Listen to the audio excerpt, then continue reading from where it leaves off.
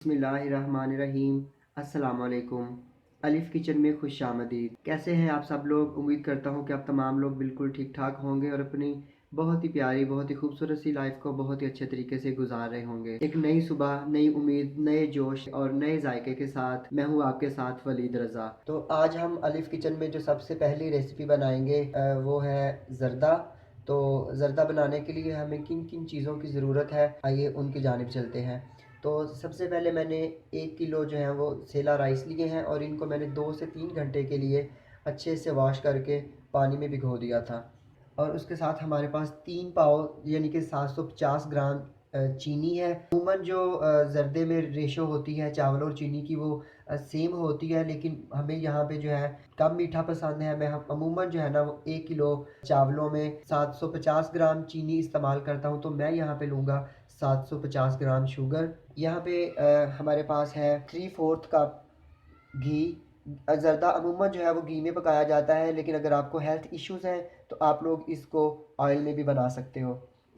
उसके अलावा मेरे पास यहाँ पे हाफ़ टेबल स्पून 4 हरी इलायची है और 6 से 7 अदद मेरे पास जो है यहाँ पे लौंग है।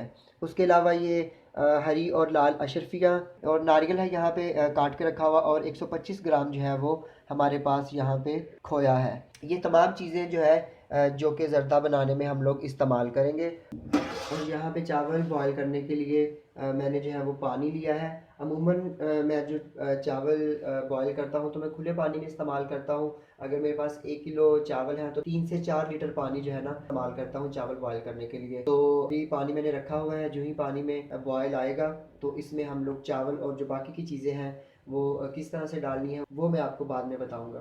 पानी हमारा जो है वो अब गर्म हो गया है, तो अब हम इसमें फूड कलर और हरी इलायची और लौंग ऐड करेंगे। तो सबसे पहले मैं इसमें जो है हाफ टेबल स्पून मेरे पास फूड कलर है वो ऐड करूंगा। अगर मुझे इसमें ज़र्दा कलर जो है वो कम लगा तो मैं और ऐड कर दूंगा। साथ ही साथ हम इसमें 4 अदद हरी इलायची और 6 अदद लौंग ऐड कर देंगे। साथ ही हम इसमें 1 किलो सेला राइस ऐड कर देंगे।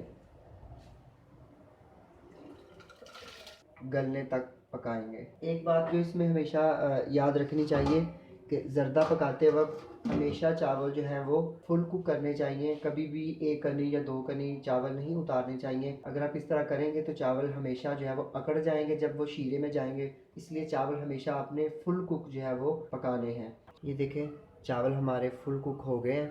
अब हम इनको निथार लेते हैं। चावल हमने निथार लिए हैं। देखिए कैसे हमारे चावल जो हैं वो अलहदा-अलहदा दाना है। अब हम लोग एक कढ़ाई में घी ऐड करेंगे। ये हम इसमें 3/4 कप जो है वो घी ऐड करेंगे। अब हम इसमें चीनी और चावल की लेयर्स लगाएंगे।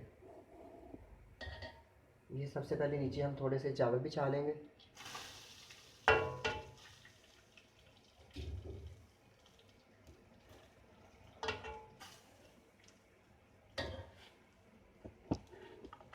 अब हम इसके ऊपर आधी चीनी डाल देंगे।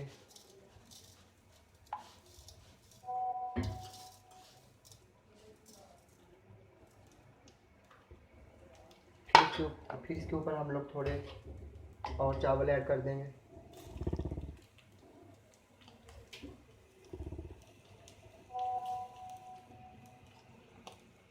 और बाकी की जो चीनी है वो हम लोग डाल देंगे। अब सारे चावल हम लोग इसके ऊपर बिछा देंगे।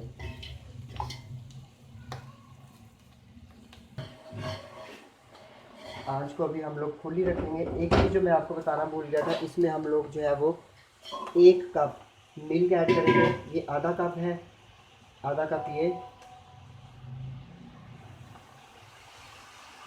और आधा कप ये। इससे क्या होगा कि आपके चावल जो है वो अकड़ेंगे नहीं। बहुत से लोग जो ये शिकायत करते हैं कि हमारा ज़र्दा जो है वो अकड़ जाता है पकने के बाद। तो इसका जो है ना सबसे अच्छी टिप जो है वो ये है कि दूध डालने से आपके चावल जो है वो अकड़ेंगे नहीं। अब हम इसको जो है ना वो 2 से 3 मिनट के लिए दम देंगे और फिर उसके बाद आपको मिक्स करके दिखाएंगे। या तो आप लोग इसमें 1 कप जो है वो दूध ऐड कर सकते हो। अगर आपके पास दूध नहीं है तो आप लोग इसमें 3 से 4 चम्मच जो है वो दही के भी डाल सकते हो। उससे ये होगा कि आपके चावल जो है वो अकड़ेंगे नहीं और बिल्कुल जो है वो नरम रहेंगे। 2 मिनट हो गए हैं, अब हम ढक्कन हटा के जो है वो चावलों को अच्छे से कुक करेंगे। चीनी ने जो है वो अपना पानी छोड़ दिया है।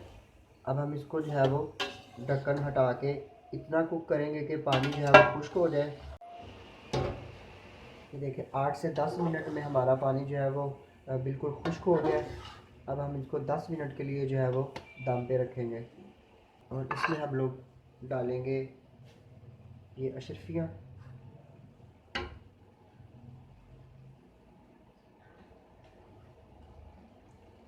और ये नारियल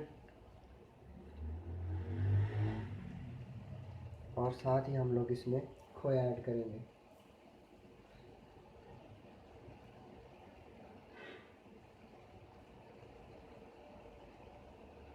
और इसको हम लोग जो है वो 10 मिनट के लिए दम पे रख देंगे। कोई भी साफ़ कपड़ा ले लें, इसको रखें कढ़ाई के ऊपर और 10 मिनट के लिए इसको दम दे दें।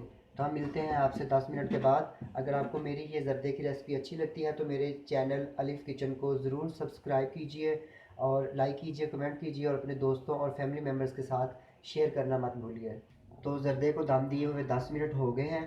तो अब हम इसको जो है वो दम खोल कर चेक कर लेते हैं।